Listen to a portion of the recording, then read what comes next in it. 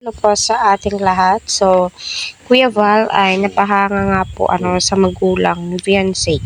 Kasi, alam naman po nating lahat na nagbigay nga po ang sponsors ng pera, panimula, para sa ganon ay may pang araw-araw po silang kukuhanin. Hindi na po sila magproblema kung saan sila kukuha ng daily needs po nila. Kasi si tatay, pagkakaalam ko, hindi po siya pwedeng magtrabaho, lalong-lalo na kung mabibigat kasi may sakit po siya. Si nanay din, gayon din. Kaya nga po, nahinto yung pagtitinda po nila kasi nanganak si nanay.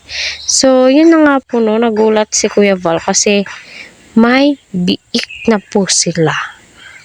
So, dyan mo masasabi na humanap po sila ng alternate na way kung paano po sila kikita ng malaki. So, pagkakalam ko, malaki po ang kitaan sa baboy. My God. Kung biik, mura lang po talaga. Nasa 3.5 yung ganun, ibebenta po nila. Pero sa akin, mas mainam po talaga. Nabubuhayin nila. Sila yung magmamatada at saka per kilo po nilang ititinda. Or maglechon sila. Papautang po nila, diba? Lalong-lalo na malapit lang po sila sa diet. Diba, napakaswerte po ng magulang ni Fiancé kasi andyan sila Kalingap Prab, mga sponsors.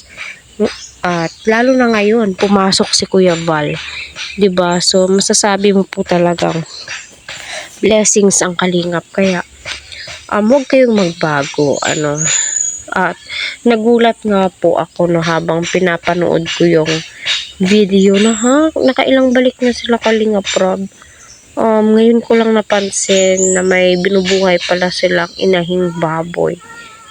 So thankful sila Fiancé talaga dahil andyan sila Kalingap Prab, Kasi kung tutuusin, kung wala si Dr. Love, wala si Kalingap Prab, so kawawa po talaga sila Fiancé noong saan sila kukuha na pang araw-araw po nilang gastusin. Ngayon, wala na po silang gaanong iisipin, diba?